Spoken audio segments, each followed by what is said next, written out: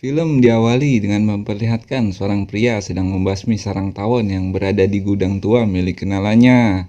Setelah selesai, pria yang bernama Adam Clay memberitahu ibu pemilik rumah bernama Parker kalau semuanya sudah beres. Clay adalah peternak lebah yang diizinkan tinggal di salah satu bangunan milik Parker. Parker sangat berterima kasih karena sudah membantunya. Namun Clay malah bilang kalau Parker tak perlu berterima kasih karena selain diizinkan tinggal, Clay juga diperlakukan dengan sangat baik oleh Parker. Siang itu saat Parker sedang bekerja, tiba-tiba muncul peringatan di laptopnya bahwa harddisknya telah terinfeksi virus dan harus segera diperbaiki dengan menelpon nomor yang tertera pada iklan. Sebenarnya, peringatan tersebut hanyalah sebuah scam ataupun tipu-tipu. Tapi bagi lansia seperti Parker, yang bisa dibilang gaptek, langsung mempercayai iklan yang muncul di laptopnya. Saat nomor tersebut dihubungi, ia langsung terhubung dengan pria bernama Garnet. Garnet mengatakan jika virusnya bakal hilang kalau Parker mendownload sebuah software. Garnet mengarahkan Parker untuk mendownload software yang sudah disediakan di sebuah web khusus. Dan begitu terinstall, maka para penipu memiliki akses penuh untuk meretas komputer korbannya. Melihat saldo milik Parker, bingo! Garnet sangat senang begitu tahu kalau Parker memiliki uang senilai 2 juta dolar. Tapi uang itu sebenarnya bukan miliknya, melainkan milik lembaga amal yang ia kelola. Kemudian para penipu berpura-pura salah transfer ke rekening milik Parker dan minta tolong ditransfer balik dengan tujuan supaya mereka bisa memantau password m-banking milik Parker. Dan begitu transfer dilakukan, Garnet dan timnya langsung berhasil menyikat habis seluruh uang di rekening Parker. Sementara Clay sendiri sedang sibuk memanen madu dari peternakannya. Rencananya, sebagian hasil panen tersebut pengen diberikan ke Parker sebagai rasa terima kasih. Malamnya saat mendatangi rumah Parker, Clay mendengar bunyi alarm kebakaran.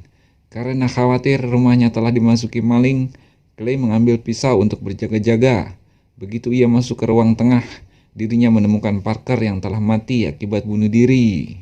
Tiba-tiba Clay ditodong pistol oleh putri Parker yang bernama Verona, yang kebetulan seorang anggota FBI, dengan mengira kalau Clay adalah penjahat yang telah membunuh ibunya. Tak lama kemudian polisi datang ke TKP dan menangkap Clay untuk diinterogasi. Pandangan Verona terhadap Clay berubah setelah ia menemukan rekening ibunya telah kosong. Ia sadar kalau ibunya telah kena tipu, dan itulah alasan mengapa ibunya bunuh diri. Tak lama Clay pun dibebaskan karena memang tak bersalah. Keesokan paginya Verona langsung menemui Clay untuk meminta maaf karena telah menuduhnya sembarangan. Ia bahkan mengajaknya ngopi untuk mengobrol. Verona bilang kalau selama ini ibunya selalu hidup sendirian sejak kakaknya yang seorang marinir meninggal. Saat ditunjukkan fotonya, Clay ternyata sangat mirip dengan kakaknya. Apa yang mirip? Mungkin itulah alasan mengapa almarhum sudah menganggapnya sebagai anak sendiri. Ia juga memberitahu Clay kalau semalam dirinya menemukan fakta bahwa ibunya telah kena tipu. Belum lagi semua uang yang dicuri adalah uang amal yang dikelola ibunya. Verona mengatakan sudah meminta temannya untuk mencari tahu lokasi dari para penipu. Tapi FBI sekalipun tak bisa menemukannya. Kalaupun ditemukan, rata-rata perusahaan penipu seperti itu selalu lolos dari jeratan hukum. Mendengar cerita Verona, Clay kemudian membongkar salah satu kotak sarang lebahnya dan mengambil sebuah paket yang berisikan ponsel khusus untuk menelpon kenalannya. Ia meminta tolong agar temannya mencari tahu di mana lokasi dari orang-orang yang telah menipu Parker. Dan tak butuh waktu lama, temannya berhasil mendapatkan info yang diinginkan. Setelah tahu lokasi dari para penipu, Clay berangkat ke sana dengan membawa 2 jerigen berisikan Pertamax oplosan. Lalu para penjaga bertanya, "Mau ngapain?" Clay cuma bilang, "Pengen gue bakar nih gedung." Awalnya mereka pikir Clay cuma bercanda, namun tiba-tiba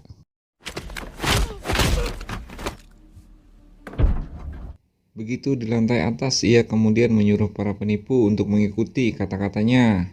Mulai sekarang mereka semua akan berhenti mencuri. Bukannya mengikuti, Clay malah ditertawakan. Maka dari itu Clay menghajar salah satu pegawai yang menertawakannya. "Mamam lu."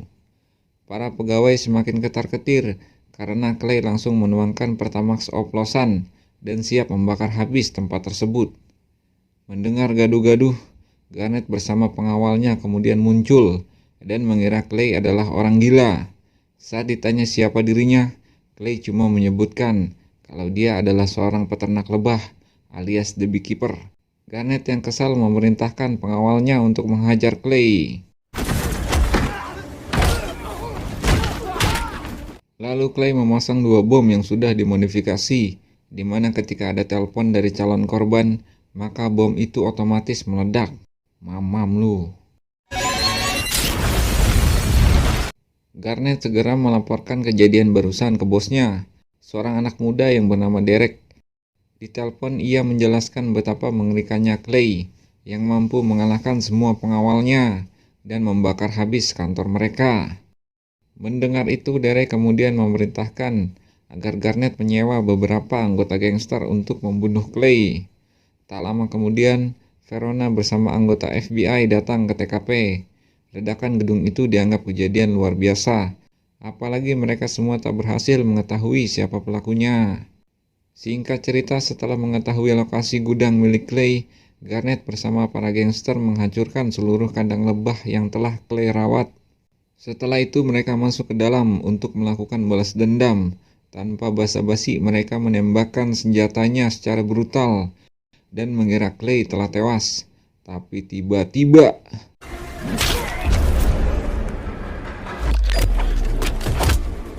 dengan mudah Clay membunuh para gangster satu persatu, dan Clay hanya menyisakan Garnet seorang diri. Balik ke Verona, setelah ia dan rekannya menyelidiki lebih jauh, mereka menyadari kalau gedung yang kebakar merupakan markas dari orang-orang yang telah menipu ibunya. Saat tengah interogasi, tiba-tiba ia dikabari bahwa gedung di samping rumah ibunya juga baru saja mengalami kebakaran. Saat sampai di sana, mereka menemukan beberapa mayat dan berhasil menemukan tanda pengenal korban, yang ternyata salah satunya masih merupakan pegawai Garnet. Di sini Verona dan temannya menyadari kalau ciri-ciri pelaku yang orang-orang sebutkan mirip dengan Clay. Apalagi mereka mendengar kalau pelakunya bilang dirinya adalah seorang peternak lebah. Sementara Garnet yang masih hidup tak berhenti menangis akibat kehilangan beberapa jarinya. Ia kembali mengabari Derek bahwa aksi mereka berujung fatal dan orang-orang bayarannya pun maut. Derek yang penasaran menanyakan, siapa orang yang berani-beraninya menghancurkan bisnisnya? Garnet mengatakan yang ia tahu orang itu cuma seorang peternak lebah. Tiba-tiba, Clay kembali muncul.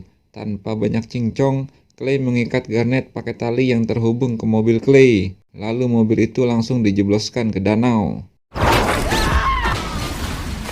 Kemudian Clay melanjutkan teleponnya dan berjanji akan membunuh Derek.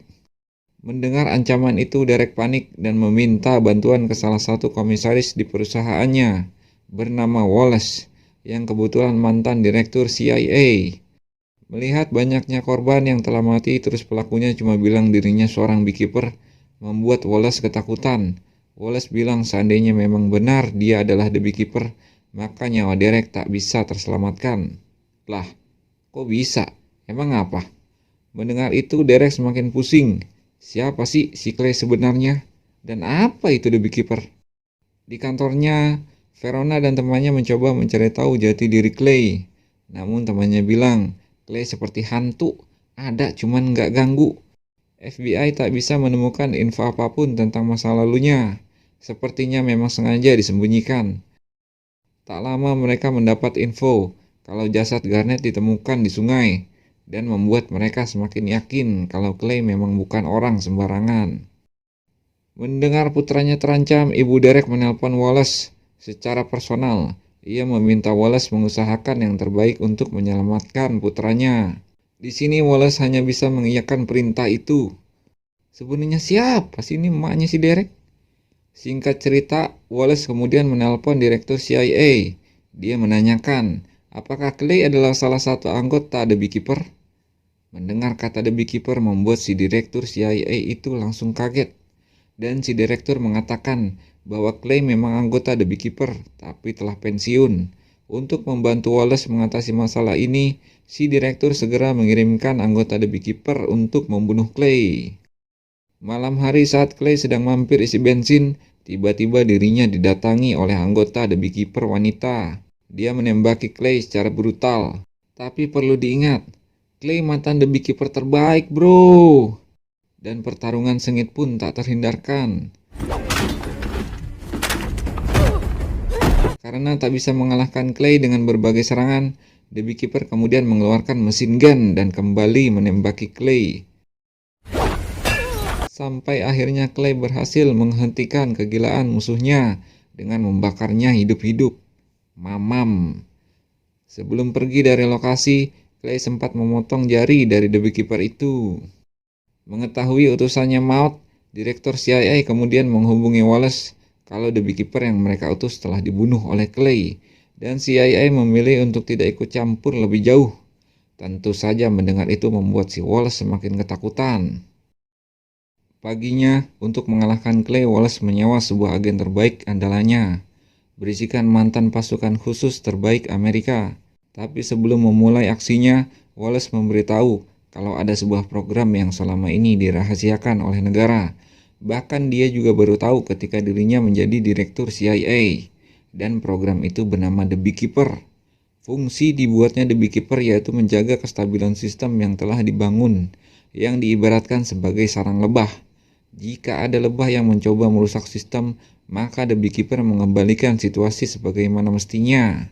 Dan pasukan The Beekeeper diberikan kewenangan untuk menilai mana yang harus mereka eksekusi dan mana yang tetap dibiarkan hidup.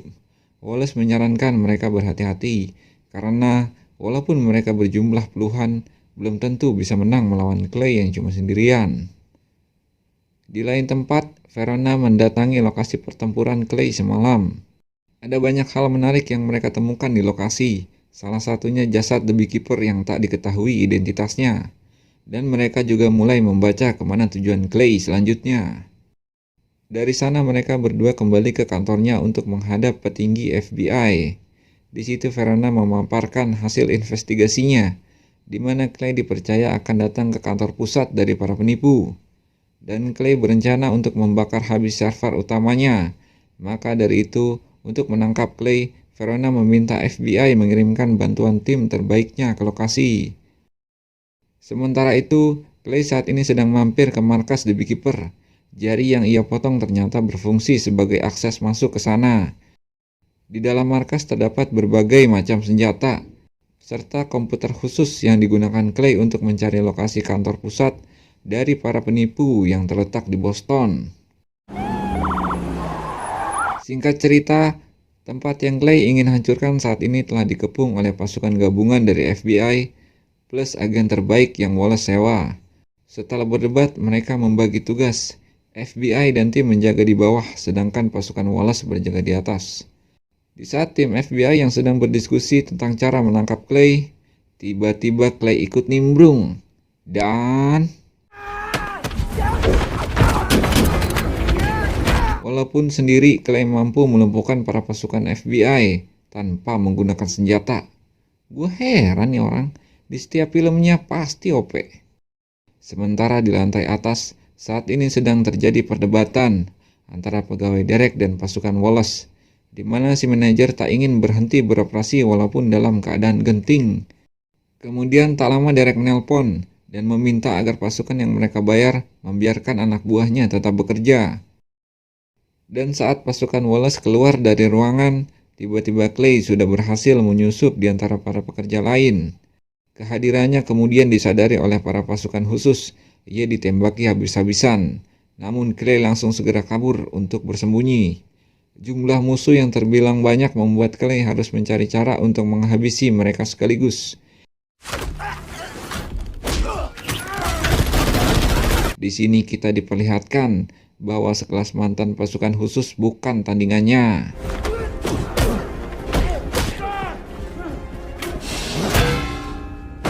Dengan satset, Clay berhasil mengalahkan pimpinan pasukan yang Wallace kirim. Dikarenakan pasukan musuh masih tersisa cukup banyak, maka dari itu Clay kembali memasang sebuah perangkap berupa tali baja ke sekitar lift, lalu memancing mereka semua untuk masuk ke sana. Begitu musuh terpancing, mereka semua mencoba menembak Clay secara brutal, namun lift tersebut ternyata telah Clay pasangi bom. Setelah menghabisi pasukan khusus, Clay langsung kembali masuk ke ruangan untuk menghajar sang manajer. Clay ingin tahu siapa bos mereka. Awalnya si manajer tak ingin buka mulut, sampai ia tak tahan akan siksaan yang Clay berikan. Si manajer sempat mengatakan, sekalipun Clay tahu ia jamin dirinya tak akan berani menyerang Derek, karena ternyata Derek juga bukan anak sembarangan. Verona sempat mempergoki Clay dan memintanya untuk menyerahkan diri. Namun sebelum kabur, Clay bilang kalau orang-orang yang akan ia hukum tak akan bisa diadili melalui meja pengadilan. Maka dari itu ia harus menghancurkan mereka semua dengan tangannya sendiri. Karena timnya kalah, Wallace mengatakan satu-satunya cara untuk melindungi Derek saat ini adalah bersembunyi di balik kekuasaan ibunya. Nah. Ternyata ibunya si Derek adalah Presiden Amerika Serikat. Menyadari kalau Derek adalah target selanjutnya, Verona dan temannya memberitahu pimpinan FBI untuk berjaga-jaga karena keluarga presiden sedang dalam bahaya. Selain itu, penyelidikan Verona tak sampai di sana. Ia juga berhasil mengungkap kebusukan perusahaan Derek. Ternyata selama ini keuntungannya digunakan ibu Derek untuk berkampanye. Tidak menutup kemungkinan presiden juga bisa ikut dihabisi oleh Clay karena telah menikmati uang haram. Besoknya di kediaman presiden terlihat dipenuhi pasukan bersenjata. Mereka telah mengantisipasi kedatangan Clay. Menurut Wallace, pas pampres doang mah belum cukup buat mengalahkannya. Maka dari itu ia juga menyewa seorang pembunuh bayaran bernama Lazarus. Ia cukup terkenal karena pernah membunuh salah satu anggota The Beekeeper. Walaupun dia bilang itu pun terjadi karena dirinya sedang beruntung. Clay sendiri terlihat sedang merobos masuk melalui jalur pembuangan saluran air. Begitu sampai ujung terowongan, ia berhasil keluar tepat di bawah mobil yang sedang berhenti buat diperiksa. Tentu saja bagian bawah mobil juga tak luput dari pemeriksaan petugas. Dan memang ternyata tujuan Clay bukan untuk menyelinap ke bawah mobil, melainkan mengambil pakaian milik petugas yang berjaga sebelum masuk ke gedung utama. Diam-diam Clay juga telah berhasil memasang bom di beberapa tempat. Saat ini sedang diadakan pesta untuk para petinggi negara. Lagi asik ngobrol dengan janda. Tiba-tiba Derek dipanggil ibunya untuk bertemu petinggi FBI guna membahas terkait sumber dana ilegal yang selama ini masuk ke perusahaannya. Di sini Derek terlihat panik karena ternyata selama ini ibunya juga tidak mengetahui kalau anaknya telah menipu banyak orang. Sementara itu, Clay memancing semua orang untuk menyadari kehadirannya. Tentu saja mereka semua sangat kaget karena tak menyadari gedung telah disusupi. Clay mengarahkan semua orang untuk memburunya keluar ke dekat taman. Dan saat Lazarus ingin membunuh Clay, tiba-tiba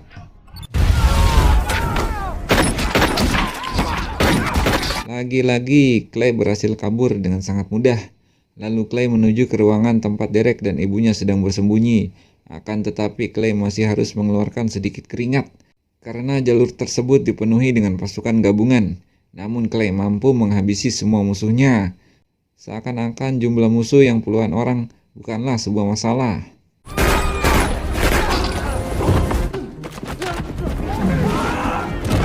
Sementara Derek saat ini sedang berdebat hebat dengan ibunya. Mereka berdua juga terlihat panik setelah diberitahu kalau Clay sedang menuju ruangan mereka. Tapi sebagai seorang pemimpin yang jujur, tablik, amanah, patonah, ibunya bilang Derek harus bertanggung jawab akan semua perbuatannya, termasuk jika harus ditahan oleh aparat hukum sekalipun. Kembali ke Clay, setelah menghabisi para penjaga, dia berpapasan dengan si Lazarus. Pertarungan keduanya cukup sengit, mengingat Lazarus juga bukan orang sembarangan. Ia memiliki kekuatan yang cukup membuat Clay kerepotan, sampai berhasil menusuk perut Clay.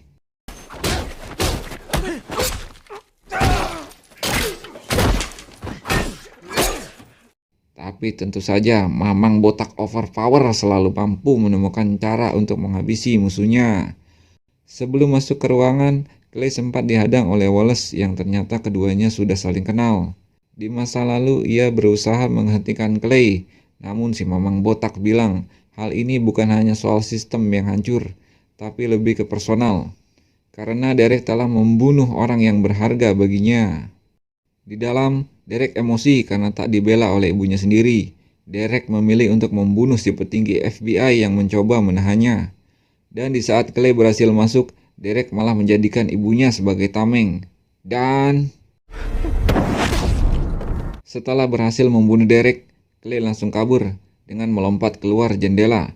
Sebenarnya Verona bisa saja menembaknya, namun dia sadar kalau hanya Clay yang bisa mewujudkan keadilan sosial bagi seluruh rakyat Konoha. Karena secara nggak langsung, ia berterima kasih atas jasanya. Dari sana, Clay kemudian langsung ke pinggir pantai untuk memakai peralatan menyelam. Dan sejak saat itu, Clay menghilang dari permukaan. Terima kasih telah menonton. Sampai jumpa di film selanjutnya. Jangan lupa komen, like, dan subscribe. Uhuy!